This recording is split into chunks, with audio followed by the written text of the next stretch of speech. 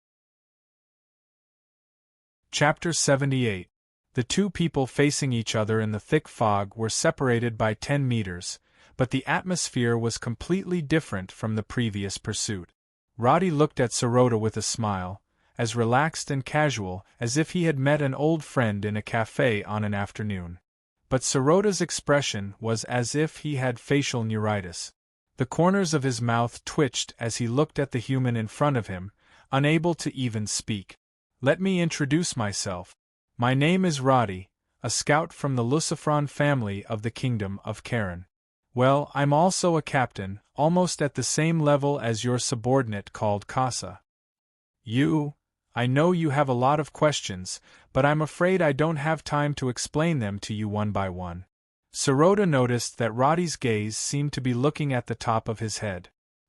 He raised his head in confusion but did not find anything.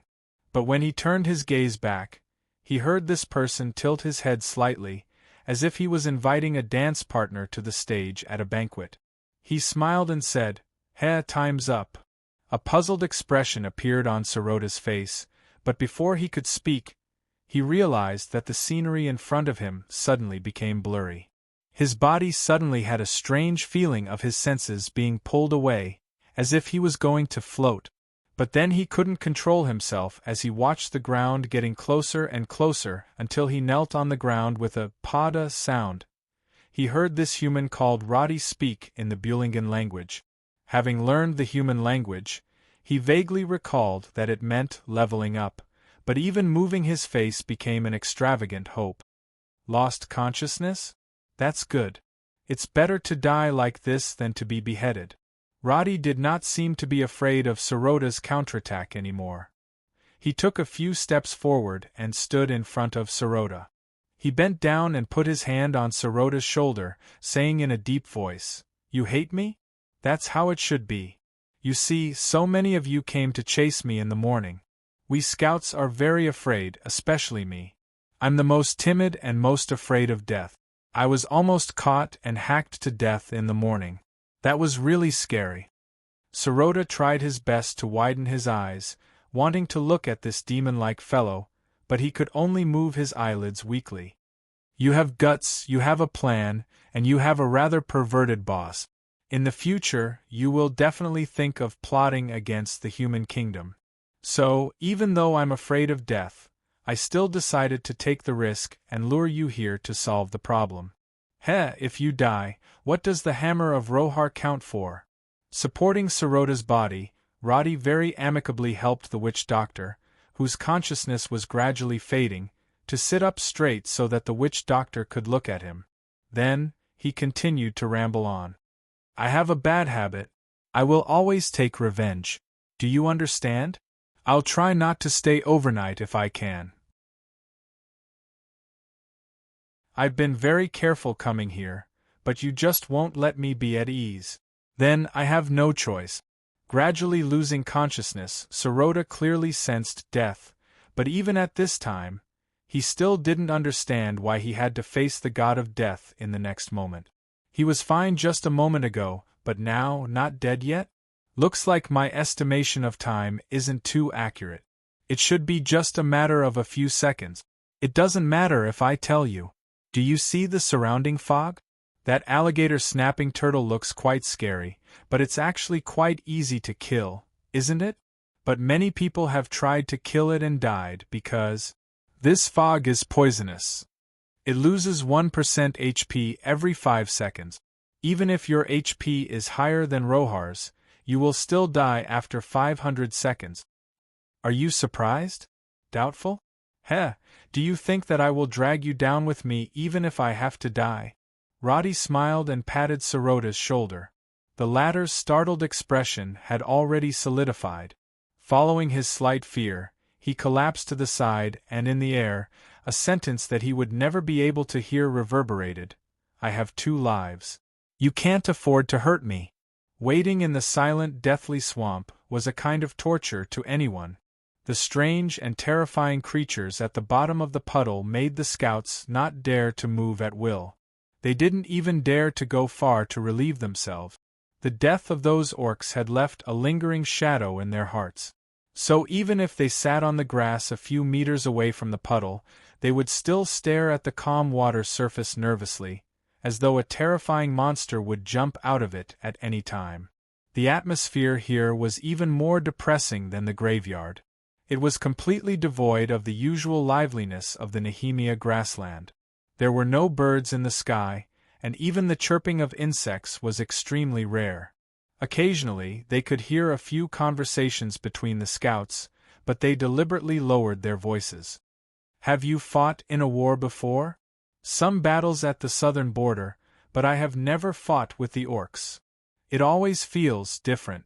These orcs make people feel fear.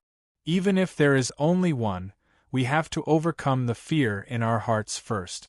"Have you fought with them before?" "A few months ago. No, I mean a little earlier." "A little earlier. About 15 years, maybe 16 years. I don't want to remember. In short, all my comrades died, and I was the only one who survived. In that battle, not a single one of them was injured, but we were almost completely wiped out," Lugu and Sodaler chatted. In the previous battle, besides Roddy, the two of them had performed rather well, so they could chat very well now. This was how it was in the army. Capable people had their own circle. "I'm sorry to make you think of this, but now, perhaps you can give those old fellows an explanation." Sodaler hugged his longsword as he sat there. Thick rain clouds floated past above his head. Occasionally there would be some rain, but in the end it did not rain heavily. An explanation. Yes, an explanation. Lugu seemed to have thought of something. His weather-beaten face seemed a little sad, but he remained silent and did not speak any more. As time passed, when the sun gradually sank into the distant horizon and the entire sky became a deep blue, these scouts finally discovered the black figure that was striding over from afar. Step by step, carefully stepping on the puddles, carrying a large pile of unknown items on his shoulder, a bag on his back, and a strange white and brown object under his arm, when Roddy walked over, his footsteps were as relaxed and comfortable as before. From afar, this feeling was like seeing the farmers in Norland village returning from their farm work before the sky turned dark. After receiving their grain, they shook their heads and hummed a song, relaxed and carefree. This scene at first made the scouts heave a sigh of relief. But when they stood up and waited for Roddy to walk over, the belated shock in their hearts suddenly emerged like a sudden clap of thunder after a lightning strike. They all remembered what kind of characters followed Roddy. It was a genuine 9 wolf riders and a witch doctor. Although a witch doctor was very mysterious to them, they felt that such a person was definitely much stronger than a magician. And with such characters and 9 fiendish wolf riders, Captain Roddy still managed to come back alive. Then, the enemy's fate need not be mentioned. Thinking of everything that this team of 30 had done these days, the soldiers' originally suppressed joy from the surrounding environment completely burst forth from the bottom of their hearts because of Roddy's safe return, a strong sense of pride, honor, confidence, and unity. These things sounded illusory, but after experiencing the flames of war, they began to become real. Carrying the messy spoils of war, under the dim light, Roddy saw Sodaler, who was standing upright like a pine tree, waving at him. And in front of him, not a single scout was standing in the same place. One by one, they were getting up from the grass. Their eyes no longer had the apprehension from before. Instead, it was a strong confidence tempered by the flames of war. In the distance, Ruger was reaching out to grab those excited young men. That kind of trust that needed no more words was already very different from before. And seeing this, Roddy finally revealed a smile after falling into a state of calmness and madness in the morning. History had finally been changed. Thinking of this, when he walked in front of the team, he was slightly startled. This was because he saw the scouts in front of him standing at attention on their own without any orders. Then, they gave him the most formal military salute of the kingdom. At this moment, all words seemed a little redundant. Looking at the faces in front of him that were full of fighting spirit and confidence, Roddy opened his mouth, but in the end it turned into a salute in return. Something seemed to be boiling in the chest of the soldiers.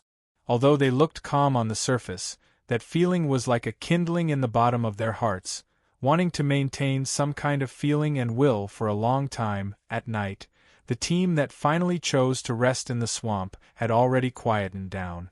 There was no bonfire in the temporary camp because there were almost no combustibles in the swamp, and dangerous water monsters lurked in the complicated puddles. So, under Roddy's orders, the soldiers chose to gather as much as possible and sleep with their clothes on. Sodeler, Carter, Ruger, and Roddy were responsible for the night watch. Although they knew that there would be no danger here, Roddy still dutifully took the first shift. Of course, what he did more was to examine his gains after this battle. Speaking of which, this battle seemed easy, but in fact there were many surprises. For example, Sorota's strength was far stronger than he had imagined, so he did not expect the other party to use less than 2 minutes to directly kill that coarse and thick-skinned snapping turtle. If he had not used the empty city strategy, to throw away his weapon and talk nonsense to stall for time, it was likely that the other party would have rushed up and killed him without saying a word. There was not much use in thinking about this now. He breathed a sigh of relief and gradually calmed down. He took out the purple voodoo puppet, called out the attribute interface, and frowned as he looked at the data displayed in front of him. Ancient voodoo puppet, profession exclusive, witch doctor level requirement, level 10 use, imprison the target in the voodoo puppet for a maximum of 2 minutes. Consumption, consumes 1 mana point per second. After 10 seconds, the consumption doubles every 3 seconds. Number of uses.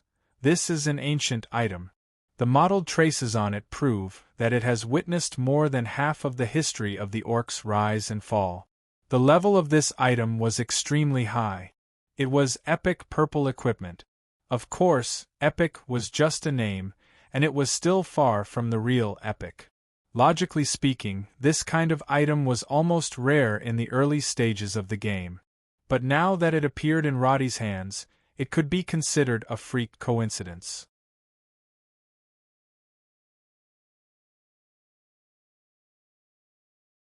Chapter 79. There were a few other items similar to the voodoo puppet, but they were all marked as exclusive to witch doctors. Roddy knew that they were useless to him, so he did not touch them. He just took the highest level equipment, thinking that he could find an enchanter to decompose it into crystals and sell it for some money. These were not the main items. What surprised Roddy the most was the rare herbs he found from Sorota's Mount Wolf. Most of these herbs could not be found in the kingdom of Karen. In Roddy's impression, many of these herbs were priceless in the kingdom because they were produced in Mount Gondola, which bordered the Orc Kingdom and the Tasman Empire of the Undead. Even the orcs rarely set foot there, let alone humans. Misty mushroom, witherheart grass, mongoose grass. This is... Because he could not stay in the thick fog for too long, Roddy only took a glance and left in a hurry. Now that he was searching carefully, he suddenly found an unexpected harvest, ginseng of blasphemy. Because each ginseng of blasphemy looked like a withered human hand, he would never forget the appearance of this plant. In Roddy's memory, this herb required a high level of collection, and it was time-consuming and laborious. There were very few potions that required it, so very few people were willing to dig this herb up. However, Roddy was more surprised because of this herb's limited use. The only antidote for the soul extraction potion. When he was chatting with Sally, he felt that the Dukes of Angmar had been bedridden for years because of the soul extraction potion. He did not expect that the Dukes of Angmar would coincidentally get the antidote at this time. If this old guy was really poisoned by this potion, and I woke him up, would the other party give me more benefits? Since I saved his life, I should give him a lot of EXP or preferential treatment, right? Roddy was a very practical person. More importantly, the gamer mentality was still dominant in his mind. The principle of equivalent exchange had long been ingrained in his mind. After thinking for a moment, he made a decision, put away the herb, and then looked at the next item. If the herb had surprised him, then the last thing he got from this thrilling journey was the one that amazed him. He got an egg. Egg of Zarek the snapping turtle. Hatchable incubation time, 60 days remaining. The hatched thing was naturally a small snapping turtle. Thinking of the Scorpion King that had died in the Silent Forest, Roddy could not help but wonder why he always encountered bosses that were giving birth. For things like eggs, Roddy actually knew a lot. Among the talent paths of the Rangers, one of them was the Beast King path, that strengthened pet. This type of Ranger relied on powerful pets to fight side by side. It was basically no different from the Beast King Hunter in the classic online game Mountain Pass. It was considered the fastest leveling and strongest profession in the first 2 years of the game. Compared to the mage and other professions that had to struggle for 3 years to get to the top, the treatment was like heaven and earth.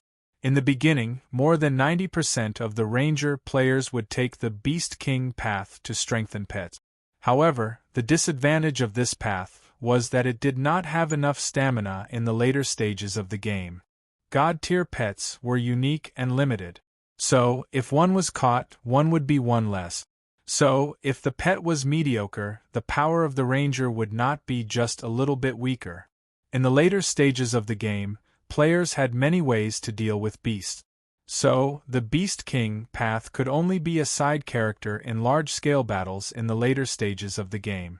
Except for a few Rangers with God-tier pets, the rest were mostly second-rate players. At first, Roddy did not take the Beast King path. Instead, he took the shooting path, which had the strongest damage output. However, he naturally had some understanding of pets. Eggs were a relatively rare type of pet because the loyalty of the bred pet would almost never decrease. So, at certain times, such as when it blocked knives or spells for its owner or even sacrificed itself, it would always play a miraculous role. However, this also came with a huge price. It was difficult to breed eggs, and after hatching, it still needed to be taken care of. It also needed to be trained from level 0, and so on. However, it was clear that Roddy did not intend to take the Beast King path. His principle was to do everything according to the safest method. The game had already become reality, and he did not have much room to try new paths. So, the safest and most efficient way was to follow the path that he had taken before and redo it at the fastest speed. Speaking of which, this egg did not have much use. He might as well sell it when he had the time. With a plan in mind, when he opened the experience bar again, the attributes of the army soldier, at level 8 had not improved much compared to before. The experience needed to level up to level 9 was less than 10,000. Obviously, after increasing his level, he had to slow down his leveling speed. The mission related to attack the orc camp was shown in the mission list with the highest completion rate. There was also a special honor kill symbol behind kill which Dr. Sirota, which represented the identity and status of the other party among the orcs. Speaking of which, this powerful chief, who had led the orc tribes to almost flatten the kingdom of Karen in the future, had died in front of him. Every time he confirmed this fact, he would have a strange feeling that it was inexplicably strange. This guy's death had a far greater impact on the future than him saving Sally.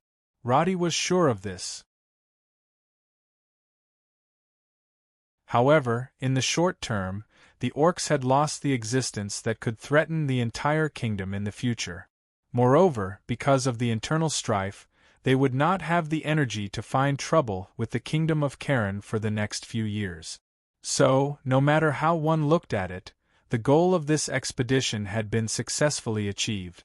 Although it was thrilling, the result of not having a single casualty still made Roddy feel a little proud of himself. Technical geeks were all somewhat paranoid perfectionists, and Roddy was almost the same. The satisfaction in the bottom of his heart after completing a task would keep his mental state in a state of excitement for a long time. So, at this time, He did not feel tired even when he was on night watch. At midnight, Sodalar came to look for Roddy with dark circles under his eyes. When he saw Roddy's excited state, as if he was counting money, he could not help but laugh. He wanted to say something, but in the end it turned into a sigh of admiration. "You did well today. Speaking of which, the death of those orcs can basically be counted as your contribution." Roddy knew what he was thinking. His fingers played with the crude voodoo puppet, and then he changed the topic and asked, "Do you have any plans for the future?" "I originally wanted to ask you this question." Sodalar shrugged, as if he did not have too many thoughts about the future. "In fact, if you want to talk about plans, I originally estimated that I would be a second lieutenant for the rest of my life. But now that I think about it, what I can do should be a little more." A wind blew and Sodalar sniffed, as if he had experienced some kind of transformation in his heart. With this kind of thinking, this trip was not in vain. Roddy breathed a sigh of relief, knowing that his goal had been achieved. After breaking through his limits and experiencing life and death, ambition and confidence began to give Sodalar new expectations and hope for the future, and he was no longer as hesitant or confused as before. This way, Roddy had the opportunity to guide him. So, he thought for a moment and then casually continued the topic. "Going all the way in the army is probably the safest route. But obviously, it is more difficult to go smoothly in such a noble system." Roddy counted on his fingers. Duke's army system is too complicated, and there are too many unnecessary parts, especially those who do hard work at the border. "You see, we caused such a big thing, even if you report it to them, they probably won't care about us." "Why?" Sodalar was puzzled. In his heart, the team led by Roddy could be said to have created a miracle. Even if they were not commended by the royal family, the feudal lord would certainly give them a commendation. It was even possible for them to be conferred the title of nobility. But why did Roddy say that it was worthless? You should look at things from a different perspective. If you are a farmer, you will naturally be happy when you know that the orcs are finally not coming. But what about the nobles and lords above you? Think about it carefully, they actually have no reason to be happy. We killed the orcs to prevent the border villages and even the kingdom's territory from being harmed, but this is only in theory. The only thing that the nobles are really interested in is money. If we kill the orcs and bring huge economic benefits, they probably won't even mind giving me an earl." Roddy shrugged and threw the puppet into the cloth bag. "But now, they don't feel any difference whether the orcs are dead or not. If you tell them that there won't be any orcs slaughtering villages for a long time, why would they believe such a thing? We didn't lose a single person and killed almost 400 of their people. If we tell the Lord this fact, they won't believe it, and they won't dare to believe it." How can this be? Roddy's words clearly shocked Sodalar. He had not thought so much and could not react for a moment. To put it simply, after most of the orcs are dead, if we continue to be scouts, then for the next 2 or 3 years, we will really be doing nothing. Want to be promoted? That's pure dreaming. Sodalar's mind worked quickly. He understood that although Roddy's words sounded very straightforward, they were clear and logical, and there was really no room to refute them. Or become adventurers? Mercenaries? Now that I think about it, it's not that reliable. The kingdom is still relatively stable, and this kind of work is hard and tiring. There's no way out. Roddy shrugged, as if he had rejected all these possibilities. According to what you've said, I really don't know what I should do. Sodalar laughed bitterly. In his heart, he was thinking about the blood feud of his family. But now, it seemed that unless old Duke Lucifron suddenly became enlightened, and threw him a territory for him to manage, there was no way out. It doesn't sound like there's much of a future, but the world is always changing. Once you're strong, you won't have to worry about not having food to eat no matter where you go. So, in my opinion, what we need to do now is to make ourselves stronger. As for what comes next, I have some ideas. With a few words, Roddy changed the topic. By now, Sodeler was already in awe of him and listened attentively to everything he said. As Roddy revealed a corner of his huge plan, Sodeler truly understood the complicated and grand blueprint in this fellow's mind.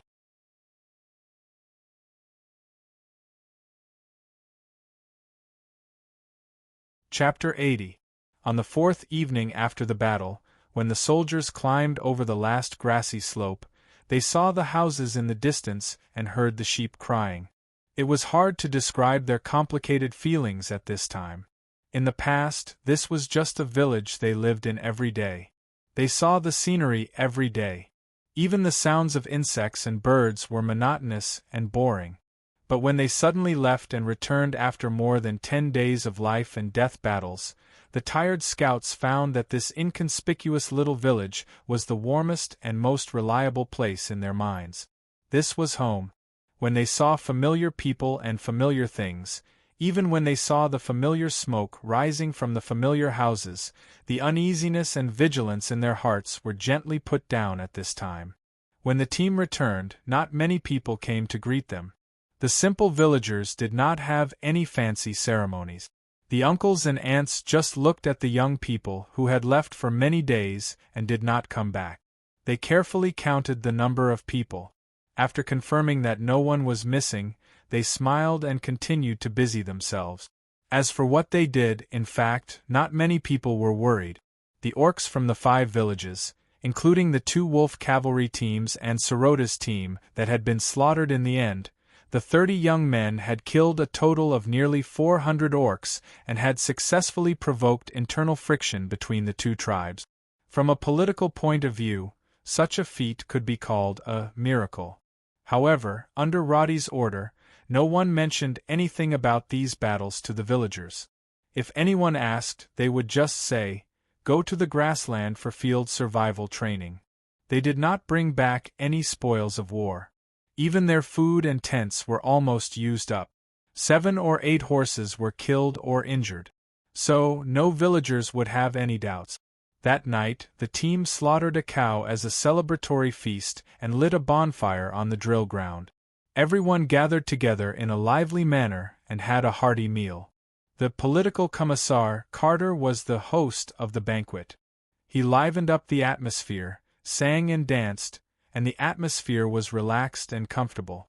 Simple wooden cups were filled with ale, and the fresh roast meat was fragrant. Sodeler could see his men from Finks village and Norland village talking and laughing without any barriers. They smiled and raised their cups to salute. Then, under the cheers of the soldiers, they went up and danced a cheerful style, which caused a lot of cheers. Carter went up to imitate him, but ended up tripping over himself, causing the audience to burst into laughter. The campfire reflected the warm orange light. Lou Gus sat in the crowd with a glass of ale and listened to the conversation of the soldiers. The feeling of camping in the cold tent a few days ago felt like a lifetime ago. He nibbled on the beef in his hand and watched the scene of the soldiers celebrating. He quietly took a sip of warm ale and whispered something that no one else could hear. "My old friends, I've avenged you." Tears flowed down his weather-beaten face as if he was thinking of something. The soldier beside him was at a loss. But very quickly, the young recruit took the wine glass from his comrade and replaced the empty glass in Lu Ji's hand. He patted the veteran's shoulder and said loudly, "To Lu Gu, to those brave seniors. Cheers." He gulped down the ale, and the cheers gradually diluted the sadness in his heart. Roddy's face was flushed red as he sat on the ground. He had never been a good drinker. His chest felt warm as he looked dizzily in front of him. He felt that he had a group of comrades who had walked out from a life-and-death situation. His heart felt warm. "Roddy, what are we going to do next?" Carter excitedly represented the opinion of the crowd. He asked Roddy, who was sitting on the ground and looking at the sky. "What else do we want to do? Have a good sleep. Wait for me to find some ways to make money. I'll give you more pay and money. After we split the money, you can go to the town and find women. Messy words and laughter echoed in the village. Roddy felt that the world was slowly spinning. He let go of the vigilance in his heart. Just like that, he lay down in the middle of the crowd and fell asleep. Some firewood was added to the bonfire. The loud singing turned into whispers, and finally, snoring gradually sounded. On the square, the scouts of Norland Village were lying on the ground in a circle, just like Roddy. Just like that, they spent their first night back home. And they had the most peaceful sleep they had in a long time. At the same time that Roddy and the others safely returned to Norland Village, a bloody battle that had not been seen for many years broke out on the other side of the Nehemiah Plains. Black smoke rose. The flames no longer brought warmth and affection, but destruction and slaughter. The battle between Hammer of Rohar and Blood Spear resulted in thousands of casualties. Even though battles happened every year and the Orc Kingdom was used to it and even enjoyed it, the scale of the battle this year was unprecedented. More importantly, Hammer of Rohar, who always had the absolute advantage in military strength, was forced to retreat under Bloodspear's attacks. After fighting for more than 2 months, they were forced to give up a large piece of land and put out the flames of war. Once a grudge like this was formed, there was no way it could be resolved. It was obvious that Rohar would fight Blood Spear to the death in the next few years before he would stop. However, what troubled Chieftain Rohar the most wasn't the loss of the battle, but the disappearance of his most capable subordinate, Witch-Doctor Sirota. The last place the 75 wolf riders were seen was in Cossack village. According to the villagers, Witch-Doctor Sirota's last battle was to chase after the 30 human scouts. In the end, he didn't return. Perhaps he was killed in battle. The orc who reported the situation was slapped out of the chieftain's tent. When he crawled back dizzily, he could still hear Chieftain Rohar's angry roar. "Do you think I don't have a brain? 75 wolf riders. And Sirota? He chased after 30 scouts and lost his life?" The subsequent questioning naturally didn't get any other information. After 5 to 6 days, he sent people to patrol the Death Swamp and another 7 to 8 people died. Then, Rohar had no choice but to accept the truth. Perhaps this clever witch doctor was really dead. Now, he and the Blood Spear chieftain knew that the war was started by the humans. However, it was useless to say anything now. Should they point their spear at the humans on the other side of the prairie? Such a thing wasn't realistic for the orcs who only wanted to annex the other's prairie. The battle had already been fought, and most of the people had died. The territory had been invaded. The most important thing was that he had fought, and his family's resources had been reduced. The death of 75 wolf cavalrymen had already caused him great pain, but the most important thing was that, after the witch doctor Sirota had died, the entire tribe's combat power had been reduced by half. Rohar wanted to take a hammer and smash those cunning humans into minced meat, but then he realized that he didn't even know where the humans were. The depressed chieftain thought so, but there was nothing he could do. He could only focus on how the tribe could recover as soon as possible. Naturally, he wouldn't know that in the village that once belonged to Sirota, a young orc solemnly swore to avenge his teacher. Roddy, who was hundreds of miles away, wouldn't know that he had killed the teacher of the King of Axes, Sauron, the future supreme ruler of the orcs. He also wouldn't understand that the skinny orc who fell in the Death Swamp was the greatest mastermind of the orcs' invasion of the kingdom of Karen in the game's history. And now, when Sauron, the ruler who was once brave but not astute in the eyes of the players, swore a revenge oath, history had completely embarked on a completely unpredictable path. The rainy season had unknowingly come to an end. Ever since the scouts returned from the prairie, the atmosphere in Norland Village had changed slightly because of the change in this group of soldiers. Perhaps it was because the originally numb young people finally experienced excitement and hot-bloodedness that they had never experienced in their lives, or perhaps it was because of the promise that Captain Roddy had made to them that sounded like a joke. In short, when the farmers woke up every morning, they would see the scene of scouts running around the village, shouting strange slogans such as 1, 2, 3, 4 and defend the motherland. This was what a young man should be like, full of exuberant vitality, like the rising sun. At noon, the sun was no longer scorching hot, and when the breeze blew past, it felt a little more refreshing. The hottest days of summer in Norland Village had passed. Following the resolution of the Orc crisis, the training of the soldiers had also begun to change. It was no longer about ambushes that focused on riding and killing, but had become solid positional warfare. It was all for the sake of being able to perform at the highest efficiency in complex and ever-changing environments or in certain dungeons. And on the 27th day of the 8th month of the Elon calendar, Roddy had finished crafting a new shortbow and was prepared to set out for Hollier City. Everything was going according to his previous plan. The ambush in the Orc Kingdom had increased his level to 8. Although the composite shortbow he crafted was not excellent and was only a white-grade equipment, its damage, arrow speed, and shooting speed were all better than the horned bow from before. With such a weapon, Roddy was prepared to make a trip to Hollier City to see if there was a chance to kill the future traitor, Francis, and bring the ginseng of blasphemy to try and cure old Duke's illness. If everything went smoothly, Roddy could choose to arrange a good place for the scouts to train, and he could start preparing for the profession advancement trial after level 10. Roddy had always done things like this. Almost everything that could be planned would be carried out strictly. But when he was about to leave, he naturally had to say goodbye to these comrades who had been through life and death with him. I should really teach them to sing "Send Off the Red Army."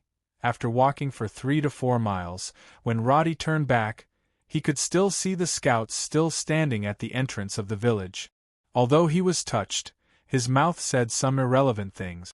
He was used to being a ranger in his previous life.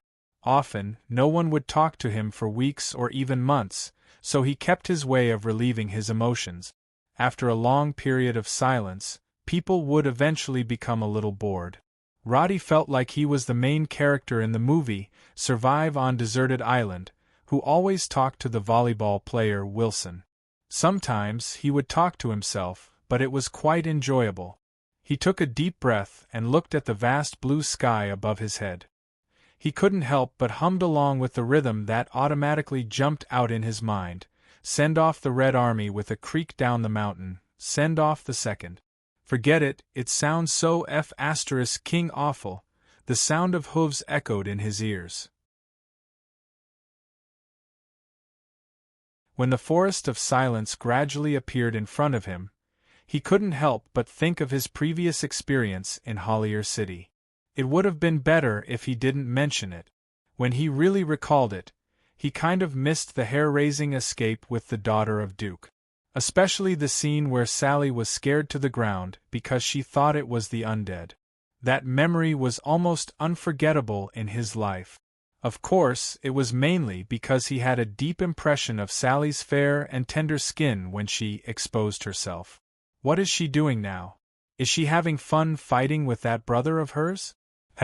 Among the nobles, only she knows my identity. As long as she doesn't expose my identity, with the identity of a scout as a disguise, everything is really smooth sailing. That Shoal Francis probably wouldn't even think that I was the one who saved Sally.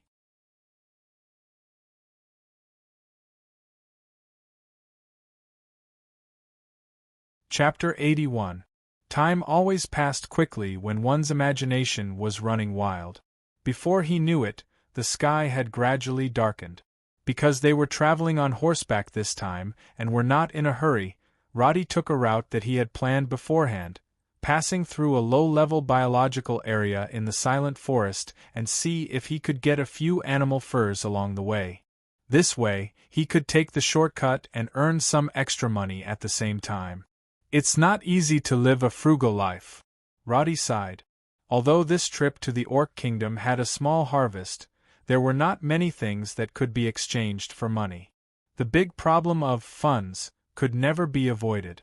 The food and drink of more than 30 people every day was not a small amount. Although the remaining money was enough for them to eat for a month, without a fixed income, Roddy was really not confident. In the evening, this man, who was now a level 8 army soldier, casually walked into the forest of silent words. Before midnight, he found a flat and safe spot to set up his tent and leisurely lit a bonfire, roasting the turtle doves he had casually shot down over the fire. Accustomed to being alone, Roddy did not seem to be lonely at all. On the contrary, he seemed to enjoy the freedom of being alone in the forest. It would be great if there was a built-in MP3 player to play some music. There's no cumin here. What a headache. There's no pepper either. TSK. A quiet night, an orange bonfire, and a relaxed young man talking to himself. This scene was all too familiar to Roddy. He had spent countless nights like this. Now that he thought about it, he could not help but sigh. Gazing at the roasted chicken on the bonfire, Roddy carefully checked the temperature of the fire. He pondered over his plans for his level 10 class advancement. If nothing unexpected happened, he would have to make a trip to the Silent Forest. That was because his former mentor lived in this forest. But it's year 588 now. What is that mentor doing at this time? With this thought in mind, he reached out to fiddle with the bonfire. But just as dinner was about to be finished, a rustling sound came from not far away, and it was destined that Roddy's dinner was not going to be very satisfactory. The darkness of the forest was not completely blinding. On the contrary, under the silver-white moonlight, the leaves, branches, and soil covered with fallen leaves were clearly visible to the naked eye. For the wood elf Natha, the forest was far less scary than in the eyes of humans. In fact, from a certain point of view, the dense forest gave the wood elves a greater sense of security. Unlike other elves, the wood elves had a deep bloodline with humans, so they were not staunch vegetarians and also had to rely on hunting in the forest for a living. While Natha was a powerful youth in the village, even though she was highly talented and was praised by all the veteran hunters, she was still a newbie. She was always making mistakes. Unfortunately, Natha made many mistakes today, leading her into an unprecedented danger. Because of her cold and unsociable personality, Natha never liked to hunt with her companions from the village. So every time she went out, she would choose to leave the group and act alone. In the past, Natha almost never missed, but today her luck was obviously very bad. First, she shot a wild boar because her arrow missed by 3 centimeters, and the boar ran away with its wound. Then, she consecutively missed 3 different prey because of all kinds of unimaginable mistakes. This made the young Natha a little angry, and the chaotic situation caused her to make a big mistake. She unintentionally trespassed into the territory of an adult steel-tailed leopard and angered it. For Natha, who was not strong enough, the steel-tailed leopard was not something she could afford to provoke, so she immediately chose to escape. But she did not expect that the leopard would pursue her all the way until now. After running for a full 2 to 3 kilometers, the black shadow was still relentlessly chasing behind. Natha felt that the opponent seemed to want to tire her to death. She had a short bow and 5 arrows in her quiver. Although there was still room for a counterattack, she knew that she had lost the upper hand in shooting. If she chose to fight with her life on the line, there was almost no chance of winning. Her breathing became more rapid, and her legs became numb and heavy. In the darkness, there was no obstacle in the forest that could help her get rid of the leopard. This made Natha feel a little cold in her heart.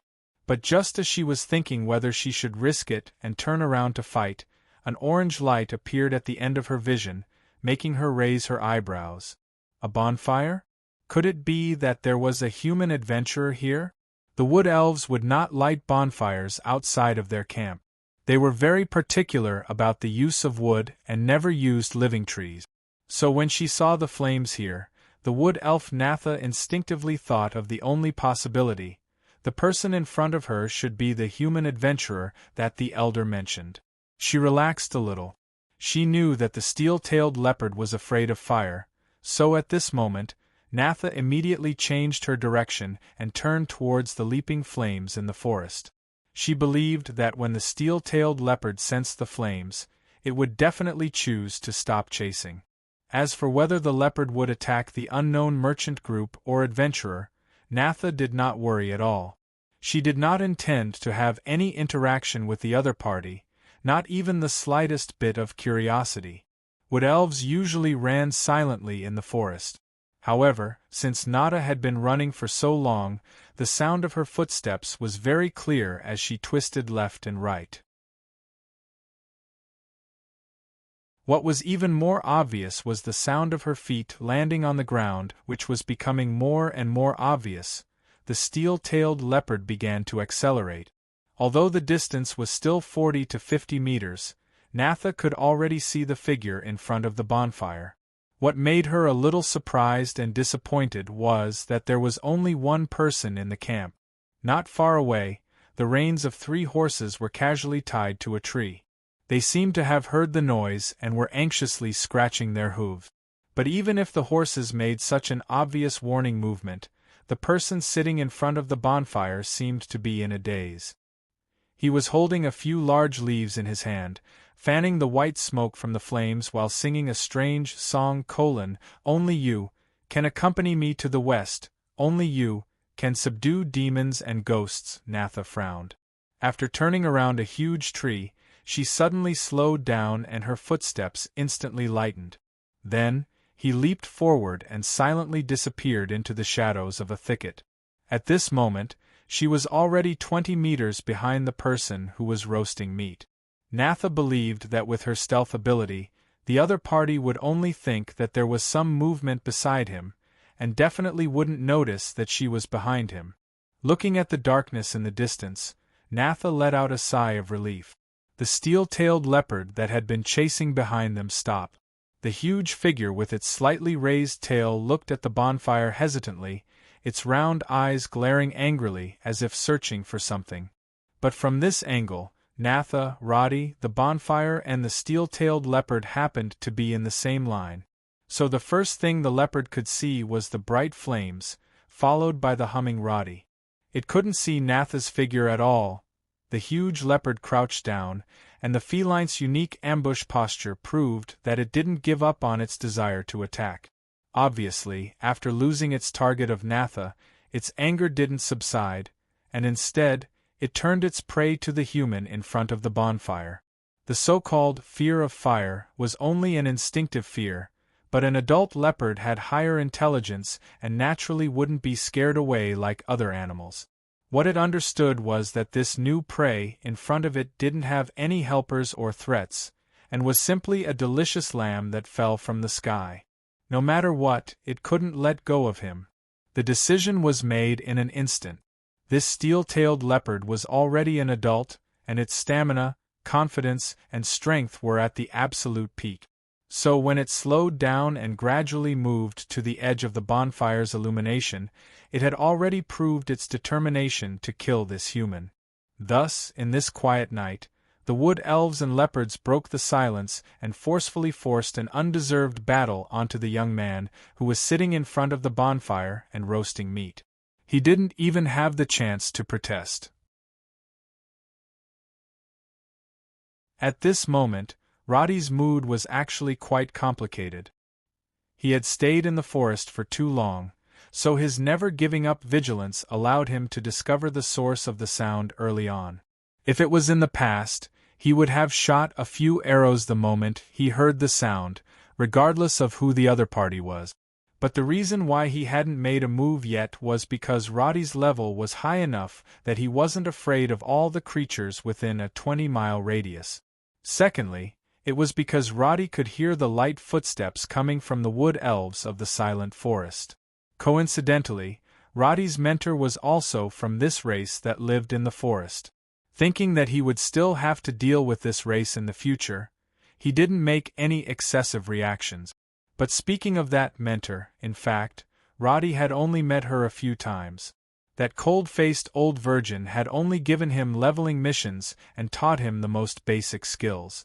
After he reached the threshold of level 30 as a ranger, he hadn't seen her again. In his memory, that old virgin was like a block of ice, cold and indifferent to everyone. Now that he thought about it, he realized that he had almost forgotten what she looked like. Sitting in front of the bonfire, Roddy listened to the sound of the footsteps getting softer and softer. He couldn't help but feel a little helpless. It seemed that the wood elf couldn't deal with the guy who was chasing him and could only come to the bonfire to divert his attention. Roddy couldn't help but sigh inexplicably, as if he was destined to be alone for the rest of his life. But he didn't complain too much. He quickly made up his mind. I'll use this opportunity to show off in front of this wood elf, and then get close to her. Since I'll have to come again in the future, I'll leave a good impression and increase my reputation first. Well, it's decided then. Roddy tore off a chicken wing, blew on it, and bit off a piece of meat. It tasted good, so he nodded and stood up slowly with the chicken wing in his mouth.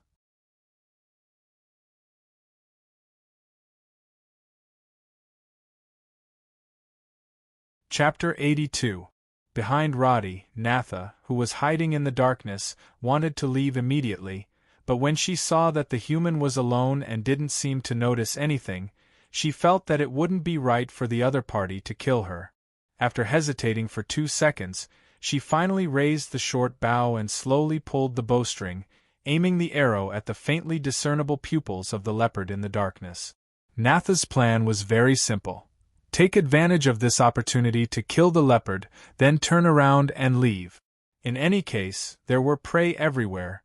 The leopard's skin and meat would be taken advantage of by this human. It could also be considered as a repayment for saving my life by this bonfire. While thinking this in her mind, her fingers that were about to release the bowstring suddenly froze in the next moment. Natha's originally slightly narrowed eyes suddenly widened. In her field of vision, the human with the chicken wing in his mouth casually picked up a short bow from beside him, and his right hand was already holding onto 2 arrows. Standing up, turning around, when he raised the bow, the long arrow was already knocked on the bow. His movements were casual and smooth, without the slightest feeling of stiffness. In the instant that the leopard suddenly burst forth, the human's left hand had already pulled the short bow into a full moon shape. The steel-tail leopard roared and rushed out of the shadows, its muscles tensed up, and fiercely rushed out 3 steps before leaping up. Natha's eyes widened as she looked in front of her. Everything that happened in the time it took for a spark to fly off a flint was simply too fast, to the point that all the scenes in her eyes were just afterimages. The silhouette of the human in the fire did not make any unnecessary movements, but his right hand continuously waved, bringing out 2 afterimages. The vibration of the bowstring was almost inaudible, but the leopard's miserable cry came to an abrupt end. As if time had stopped for a moment, the human holding the bow leaned to the side, narrowly dodging the ferocious beast that could have directly smashed his chest. After the leopard's huge and bloody body flew past, this guy actually reached out and pinched the chicken wing in his mouth moving as he continued to chew. This kind of posture was simply unimaginable in Natha's eyes, because it was as if he had casually shot 2 arrows and was preparing to sit down and continue eating. Plop! When the leopard fell to the ground, Roddy had already turned around and continued to flip the roasted chicken above the bonfire as if nothing had happened.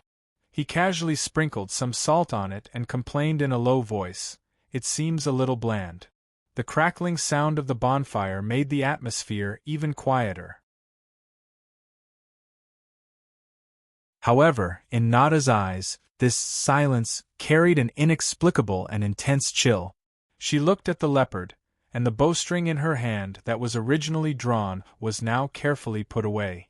Natha's movements were very slow, as if she was afraid of making any noise. Although she was very unwilling to believe it, the truth placed in front of her still young heart made an unimaginable impact. At this moment, the leopard that had chased her to the brink of despair was lying not far in front of her. Its warm corpse was no longer moving. If one took a closer look, they would discover that the leopard that was much larger than Roddy had actually been shot in both eyes. It was as if a pair of horns had grown out of its head as it lay there on the ground. Natha had witnessed the entire process of it being shot. The more she recalled the scene, the more she felt a suffocating sense of oppression. In the tribe, although her innate talent could not be said to be the highest, it was still above average. However, after comparing the archery that she was once proud of with the person in front of her, she could not help but feel a sense of shame. That eternally frozen face actually revealed a rare trace of dejection. Inexplicably unable to hunt, inexplicably being chased by a leopard, and now inexplicably being struck by the terrifying archery of an unknown human. To Natha, this night was really too long. Not far from her, the human hummed a song, took out a small knife from his backpack, and sliced the chicken. He ate with relish, as if killing a steel-tailed leopard was no different from picking his teeth. Natha felt an inexplicable sense of weakness in her legs. Due to the stimulation from the scene just now, she felt a sense of weakness all over her body. However, she still remembered that she was a wood elf, and she still had a hunting mission to complete. In her heart, she understood that leaving as soon as possible was the right choice. The human in front of her was very powerful, to the point that Natha had to look up to him. However, after all, Natha did not need to have any interactions with humans. Thinking of this, Natha had an impulse in her heart. She wanted to remember this human's face. At least if there was a chance to meet him again, she would definitely not clash with him. She did not have any other thoughts in her heart. She lifted her gaze and saw that the human tilted his head slightly, as if he was inadvertently glancing at her. Almost immediately, Natha lowered her head, avoiding eye contact with the human. Taking a deep breath to adjust her condition, Natha had an inexplicable illusion that the human knew of her existence from the beginning, but was too lazy to point it out. "Oel, Kala." Just as Natha thought of this, the human not far from her said something. His voice was not soft. She instinctively swept a glance at the bonfire in front of her, only to discover that the figure who was originally sitting there had actually disappeared. Her heart suddenly stopped for half a beat, and a touch of extreme premonition of danger appeared in her mind. She turned around and was about to flee, but unexpectedly, just as she took a step forward, she tripped for no reason, and her entire body fell forward uncontrollably. Natha felt that she was going crazy because she clearly did not see any obstacles under her feet. This was not an accident or a mistake. She knew that she had probably fallen into a trap. Thinking quickly, she, who was originally falling forward, wanted to take a step forward and roll away, but just as she was about to exert force with her left leg, a foot suddenly appeared beside her and kicked her calf. In the next second, Natha, who was jumping forward, completely missed her kick. Her entire body lost all leverage, and her limbs fluttered in the air as she fell to the ground. She looked like a dehydrated fish with an inexplicable sense of joy. But before she landed, her arms and the belt around her waist were grabbed by a pair of hands that came out of nowhere in the darkness, and then she was suddenly thrown out. The scenery was spinning, but Nada let out a sigh of relief. The wood elf's natural sense of balance was similar to that of a cat, so the moment she was thrown out, she began to adjust her center of gravity. When she landed on the solid ground, her entire body had turned from the spinning, and she stood steadily. But in her heart, Natha felt more and more strange, because she vaguely felt that the opponent seemed to be doing this on purpose. Glancing around, Natha found herself standing beside the bonfire. The flame was burning quietly, and the orange light of the fire reflected on Natha's face. Knowing that the short bow in her hand was useless, she immediately threw it aside and pulled out the dagger at her waist, ready to fight or flee. The next moment, in the shadow in front of her, a slightly mocking voice gradually came. "You lured a leopard here, and you want to leave without even saying goodbye? Sigh, the wood elves are really..." In the darkness, Roddy stepped out. His pretentious expression was simply asking for a beating. The pure wood elf language that came out of his mouth stunned Natha. But halfway through, when Roddy saw the appearance of the wood elf in front of the bonfire, his words were stuck in his throat. It can't be. His tone became hesitant. It can't be so coincidental. Roddy stopped in his tracks. His eyes widened, staring straight at the short wood elf girl in front of him. His brows furrowed into a Chuan character, and his face revealed a complicated expression that was hard to say whether it was regret or helplessness. Then, he coughed dryly and asked in a low voice, "Guru, oh no. You're not. Ahem, you're Natha?" At this time, Natha was already prepared to deal with any unexpected situation, and even thought of the worst outcome, if she lost the battle. But no matter how much she exhausted her imagination, she simply could not understand the situation in front of her. A human that she had never seen before, actually using the standard wood elf language to say her real name. Natha began to wonder if she was in a nightmare that she could not escape from. She looked at Roddy with a cold face, looking very calm, but in fact, her heart was already a mess. Natha suddenly felt that it was not right to leave or stay. The thousands of question marks in her heart finally turned into one sentence. Who is this human in front of me? It should be you. Long time no see. That's not right. Actually, we haven't met before, so this is the first time we meet. Roddy completely failed in his pretentious act. At this time, he no longer had the leisurely attitude from before, and with an awkward expression, he lowered his head and took a few steps towards Natha. But when he saw her retreating cautiously, he remembered that this was the first time he met her, and so he said, "I'm Roddy, a scout from the Lucifron family." He took out a badge and waved it in front of her, and the wood elf Natha looked at him without any expression or response, but the dagger in her hand slightly moved downwards. After saying this, Roddy looked at the wood elf girl in front of him, his gaze a little direct. When Natha looked at him, she felt that there was no consideration or covetous in his eyes, but more of an indescribable feeling. Still the same, cold face, and doesn't like to talk like an iceberg. Roddy shook his head and sighed to himself. He really didn't know how he could be so coincidental.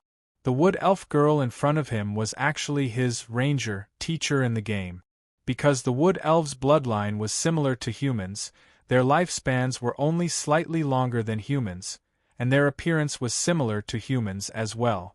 But in any case, they were a mixed race with the High Elves, so most of them had the common characteristics of the High Elves.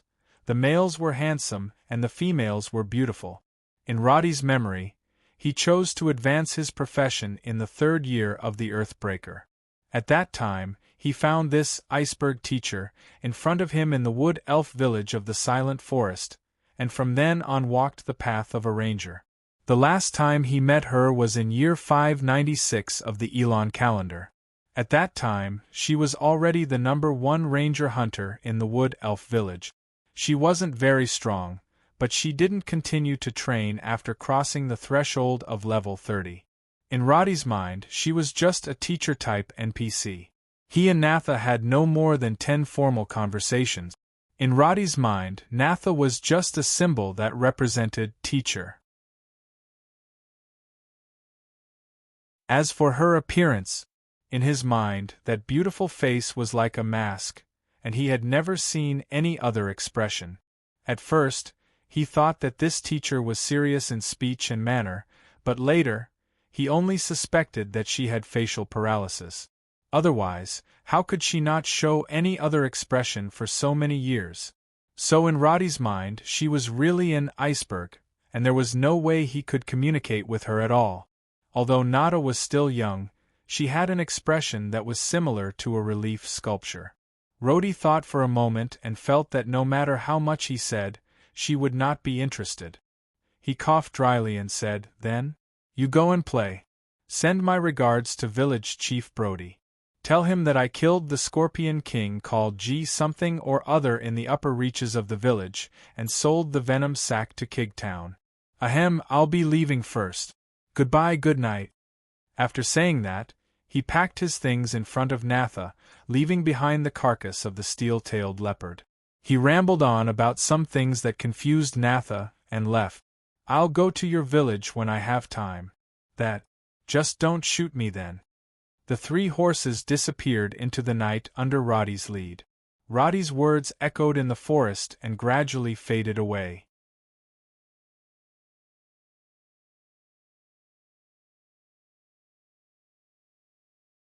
Chapter 83. Nada's mind was in a mess, and she could hear her own heart beating so fast that she could hear it. In order to deal with the fear in her heart for so long, her body was a little stiff. Seeing Roddy leave so confidently, Natha didn't even know what to do next. In Natha's view, or rather, the view instilled by the village elders, humans should be lustful, greedy, and like to take advantage of others. But why was this fellow completely different from what Chief Broody had described? Her gaze turned to the corpse of the steel-tail leopard. Such a powerful creature could be sold for a high price in the human world, but why did he leave it behind without any hesitation? Also, why was his archery so powerful? How could he be so calm in the face of danger? The speed, accuracy, and boldness of the 2 arrows made Natha feel immense pressure. She took a few deep breaths, but she couldn't calm herself down. She looked at the 2 arrows on the head of the steel-tail leopard, and her body trembled slightly from the adrenaline. After standing there for a few minutes, footsteps came from behind. "Natha, are you here?" "Nah, Natha? You're really here. We all thought that something had happened to you." A few figures walked out from the darkness. They were the wood elves who were supposed to hunt with Natha. The leader was called Randolph. He had a strong and vigorous body, but when he walked on the complicated ground, he almost didn't make a sound. He was one of Natha's many admirers, and perhaps the most enthusiastic one. The people behind him were her hunting companions, and it was obvious that they had followed her intentionally. They probably saw the traces of Natha's escape and chased her here. Speaking of which, Randolph was already prepared to be the hero saving the damsel in distress and was excited for a long time. He finally found a chance to show off his skills in front of Natha. But when he rushed to Natha's side, he realized that things didn't develop as he had imagined. "We saw the traces you left behind and thought that you might be in danger.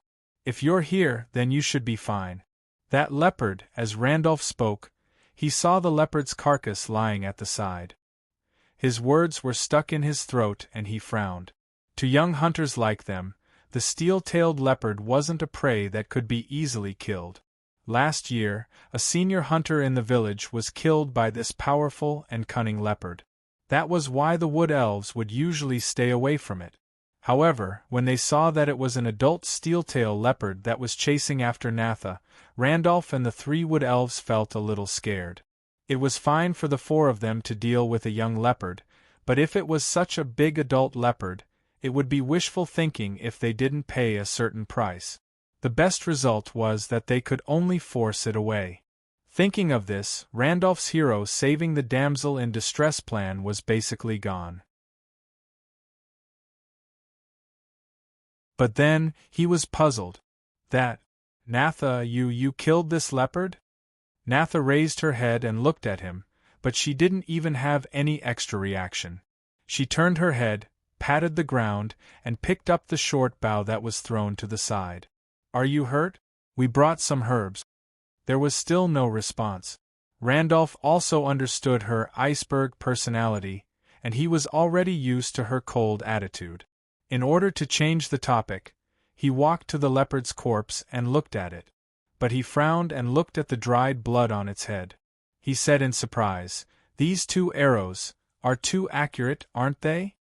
Hearing this, the companions behind him also came over and looked carefully. They also felt that it was a little unbelievable. How is it possible? Both eyes were right on target. There was no deviation at all. This mark, it was shot when it jumped up. 2 arrows in the air.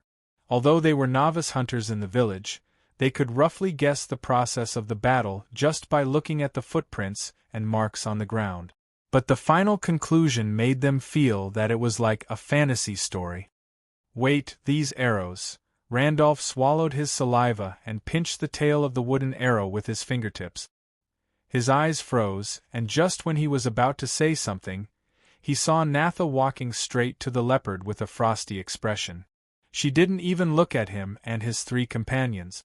She forcefully pulled out the 2 arrows, disregarding the blood dripping from the arrowheads, stuffed them into her quiver, and turned to leave. This slightly arrogant attitude didn't make the wood elves too dissatisfied.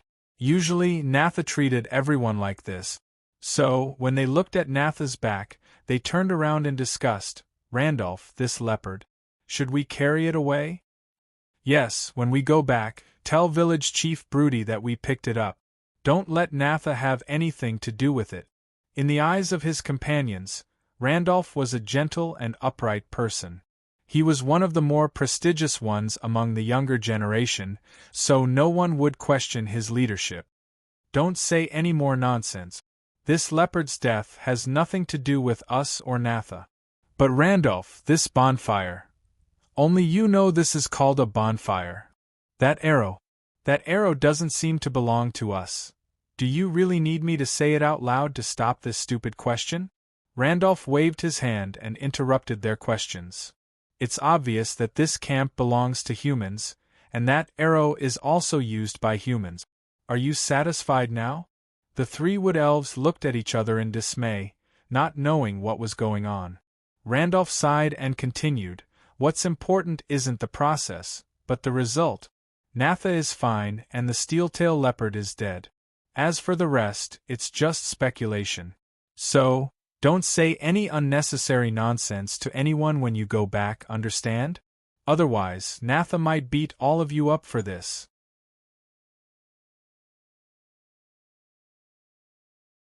Hearing that Natha wanted to beat them up, the wood elves nodded hurriedly.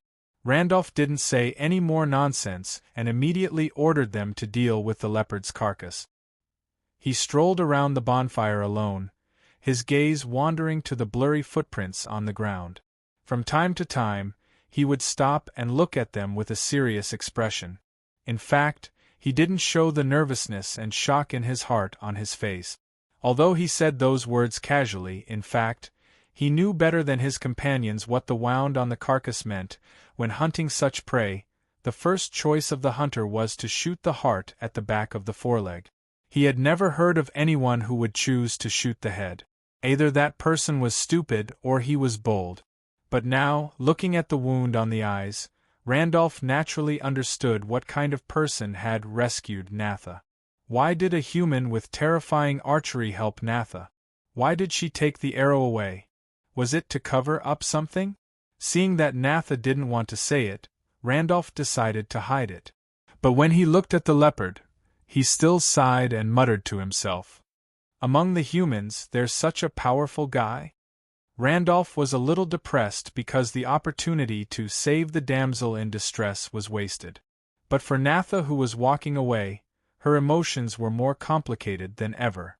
The wood elves basically hunted with bows and arrows for a living, so after carefully looking at the 2 arrows, her heart was filled with admiration and even despair. She even felt that her steps were several times heavier than usual. In her hands were 2 ordinary-looking wooden arrows. The craftsmanship wasn't as exquisite as the arrows used by the wood elves. An outsider wouldn't be able to see any difference, but after a simple observation, Natha was surprised to find that these arrows had been adjusted in subtle areas. Some parts of the arrow shafts were slightly shaved off, and some parts of the arrowheads were made to reduce the weight. It seemed to be ordinary wear and tear, but the center of gravity and hardness of the 2 arrows were shockingly consistent. This kind of modification was enough to ensure that the 2 arrows would land on the same spot within a 30-meter range. But what made her feel more afraid was the unconfirmed guess: that was a small scratch on the tail of each arrow. The scratch on both arrows had a slight deviation. This kind of scratch, Natha had only seen in the village's strongest hunters and village chief Brook. And the words of the village chief still seemed to echo in her ears. "You said scratch?" The arrow's landing point will be slightly different from 30 meters away. No matter how uniform each arrow is, there will still be some differences. If your target is above 70 meters, the difference will be magnified, so these scratches will let you know what adjustments you need to make. Natha, you are still young. You don't have to think about these problems for now because this is a matter of another realm. When you truly reach this realm, you will understand. Those words echoed in Nada's mind, making her feel extremely complicated as she held the arrow in her hand. Roddy, I'll remember you. The young wood elf's voice was very soft. It was definitely not easy to make her speak. But at this time, because of Roddy's coincidental encounter with her, this wood elf who was originally going to be Roddy's ranger mentor had now regarded him as an insurmountable peak in her heart. Sometimes, fate always seems so absurd and full of coincidences. At the end of August, Hollier was still a little hot. As the largest city in Ifta territory, Hollier's prosperity was undeniable. The large market that was held twice a week attracted a large number of merchants. A large population meant more taxes for the lord of the city. With more taxes, he could buy more luxurious items to display in front of other nobles. He could hold more banquets and let more people know about his wealth. Of course, this was only on the surface. Most of the time, the nobles of this era were extremely bored and did not have much to do. Other than reading and learning knowledge that the commoners could not access, the only thing they could do was to stroll around their territories all day long. The so-called entertainment activities were hunting and feasting. Every day they would eat and drink to their heart's content and enjoy the amazing wealth that was inherited from their ancestors. Most of the nobles in Ifta territory were basically in this state. The son of the largest lord of the territory, the old Duke of Angmar, was the same. Since returning here in late April, the Earl had frequently appeared in various occasions. His presence was bursting. Almost all the nobles in the territory talked about him at the dinner tables. In the eyes of the nobles in the territory, Earl Francis' behavior should be a sign that he had finally gained the approval of his father, the Dukes of Angmar, and was ready to step onto the stage. Some time ago, there was news that the heir of the Duke had not been decided. Now that Sally had become the candidate priest, there was no longer any suspense. More than a dozen lords were already thinking about when to send gifts to the future Earl. After all, the Lucifron family was the most powerful family in the entire northwest of the kingdom. But these nobles did not know that the truth was far more bizarre than they had imagined. After a few months of investigation, this is the result you got. Roars came out from Francis's closed room.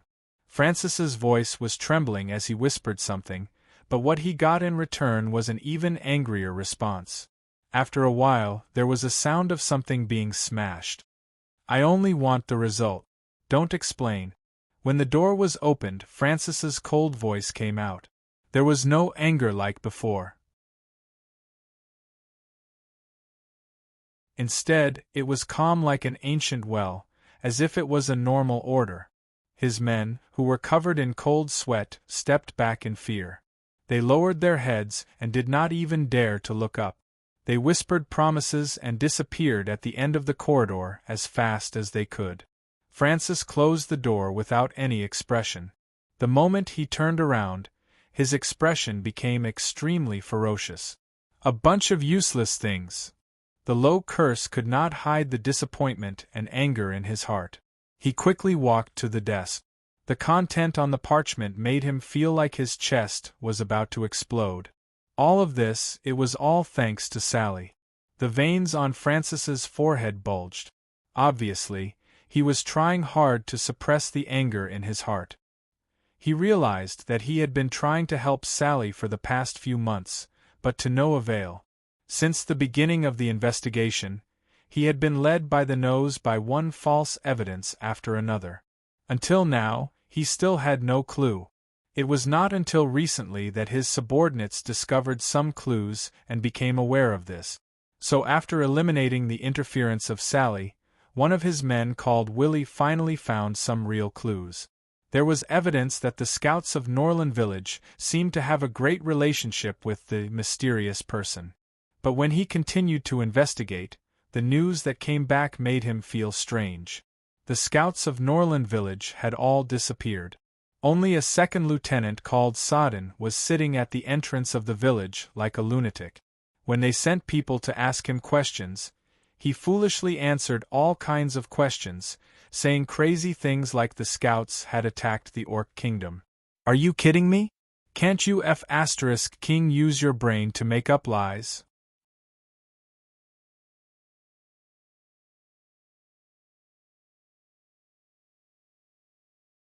Chapter 84.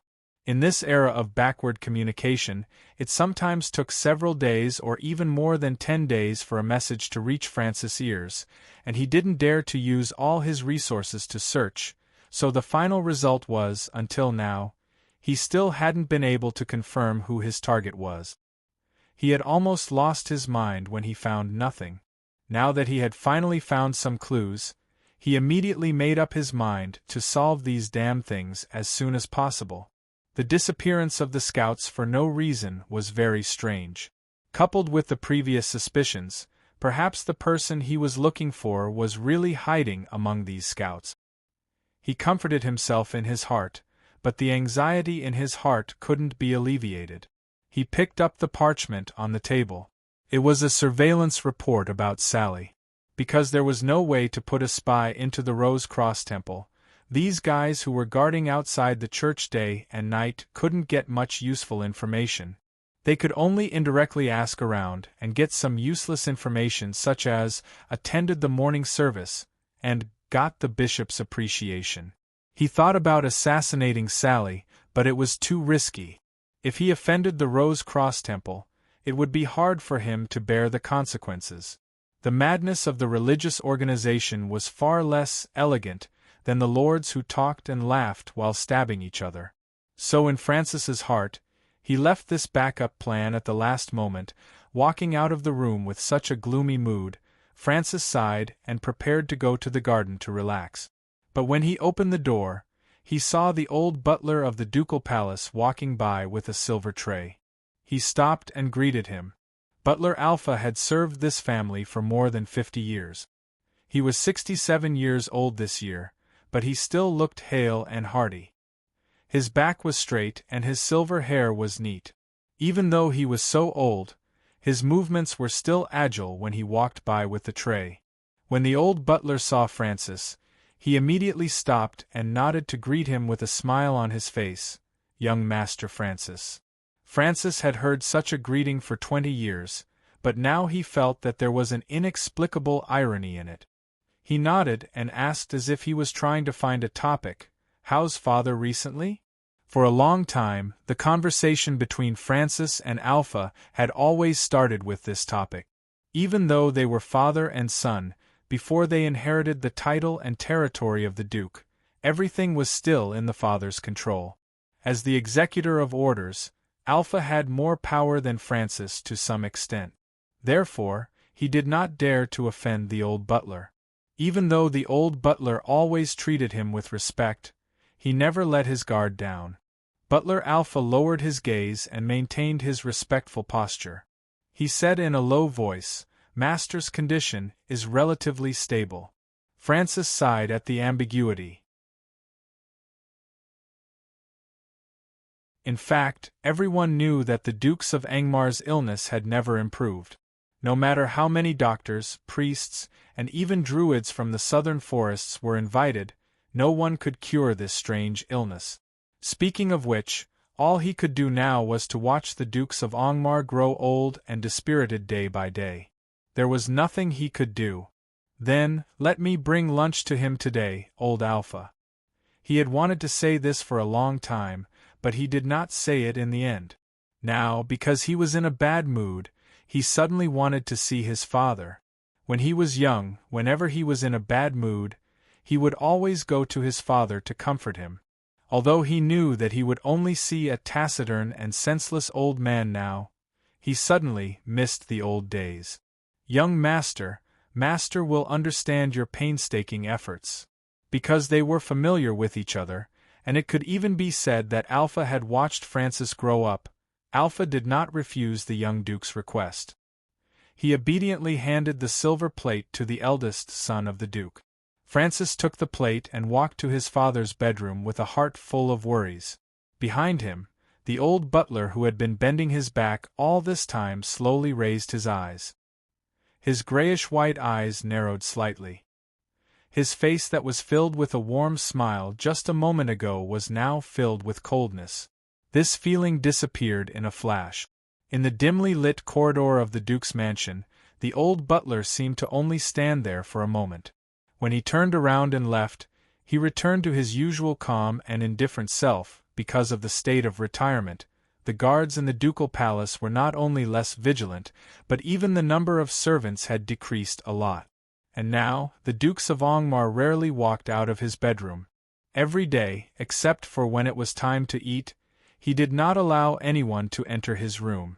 It was as if he had completely closed himself off. So it had been a long time since Francis last walked in here. When he pushed open the thick solid wood door, everything in front of him made him feel a little nostalgic. In a trance, he remembered the scene when he played here when he was young. The furnishings in the room had not changed much. The crimson carpet was still soft. The armchair, which had been used by the Lucifron family for 50 years, was glowing with an intoxicating color under the sun. The candlestick on the desk was a little mottled, telling the traces left by time here.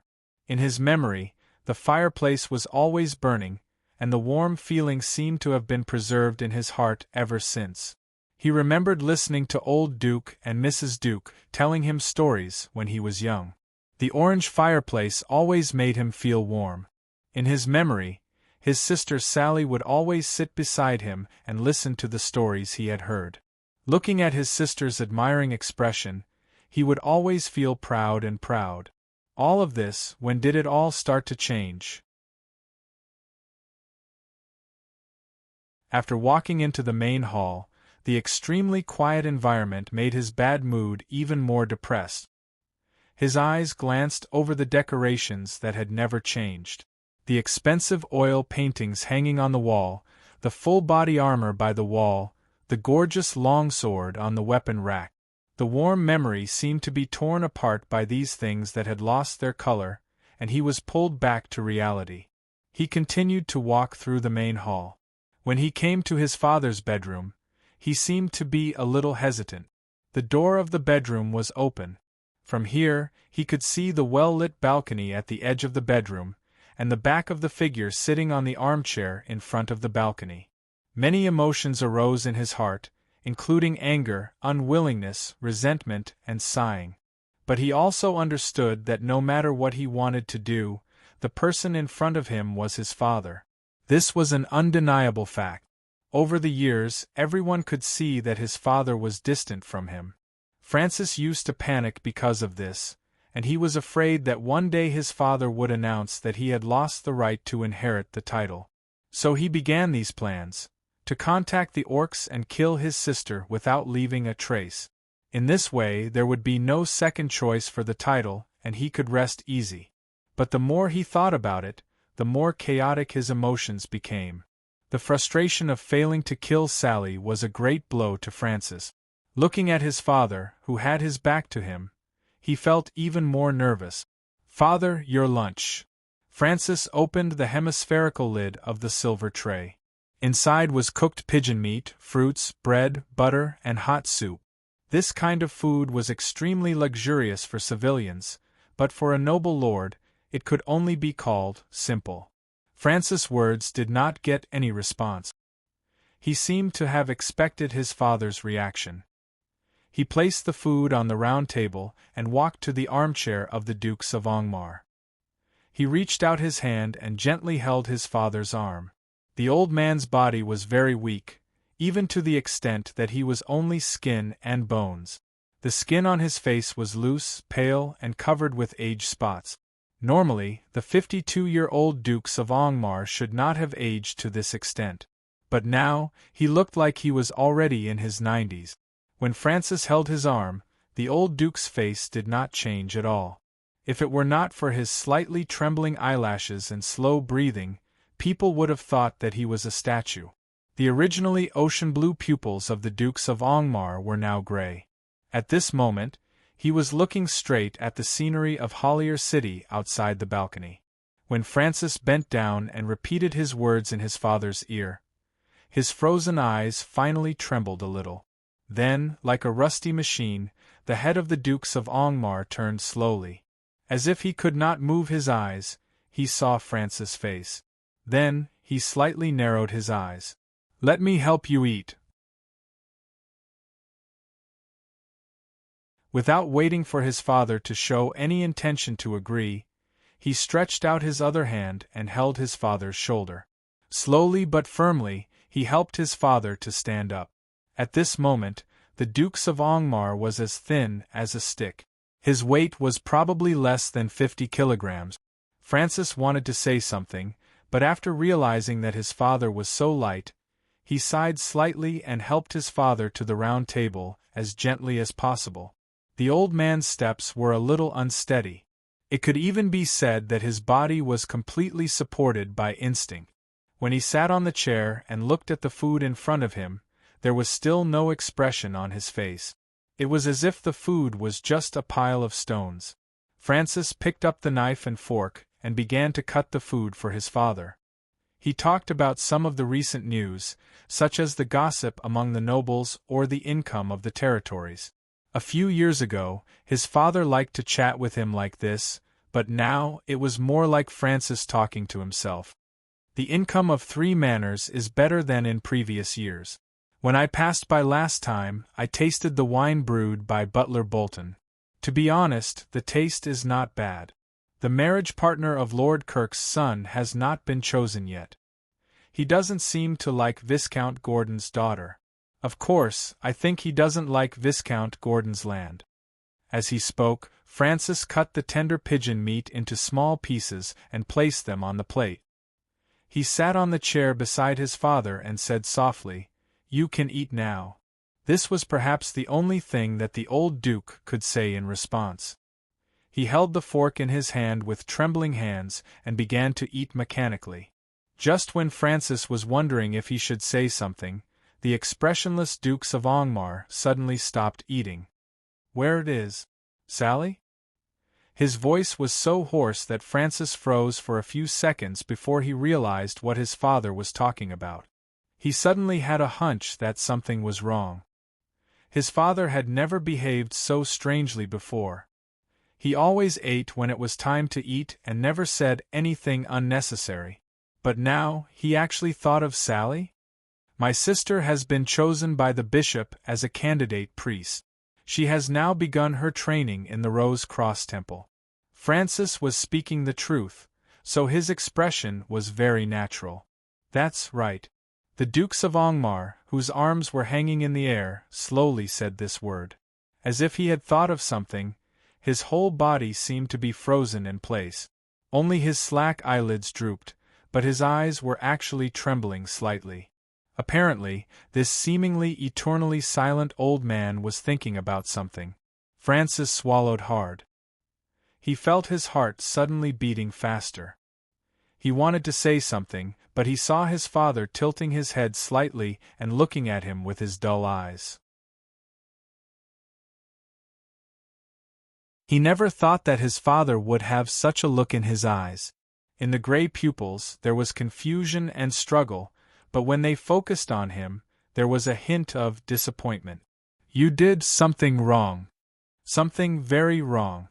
The intermittent voice sounded weak because of the old man's weak body, but Francis could still hear the anger in it. His father was angry. This fact made Francis a little panicked. Using the orcs to kill Sally was enough to prove his ruthlessness.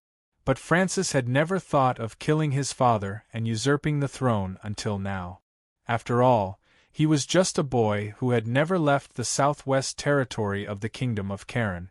Although he had ambition, it was limited to this. Thus, in the face of his father's sudden anger, he was no longer as calm as he used to be. He could only try his best to sit beside his father, trying to make a puzzled expression as he stuttered, Father, what are you saying? I won't let you inherit." Before Francis could finish his words, someone knocked on the door behind him. The old butler, Alpha, stood outside the door, looking calm as usual. He bent down and said, "Young master, Viscount Charlton wants to see the Lord. Would you like to have a look?" Francis abruptly stood up, as if he had been woken up.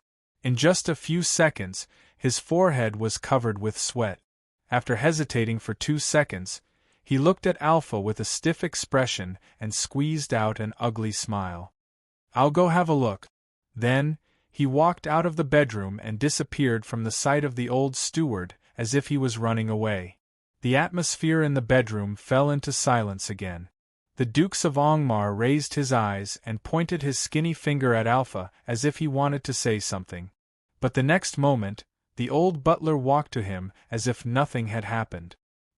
He stared thoughtfully at the back of Francis, who disappeared into the corridor for a moment, as if he was weighing something. When he came back to his senses, he calmly scooped a bowl of thick soup for the Dukes of Angmar and put it to the mouth of the Lord of Ephrata. "Is this the last radiance of the setting sun? You're about to succeed, but you've regained some consciousness. Your obsession is really strong." He did not mention the Viscount Charlton at all. The old butler almost forced the Angmar to eat a whole bowl of soup. He did not care if the Duke wanted to eat anything else. He put the pigeon meat and other lunch back on the silver plate. When he turned around and left, the old butler gave the old Duke a very strange smile. You're tuning in to the Phoenix Knights YouTube channel. Don't forget to subscribe and join us on this journey to catch the most captivating stories.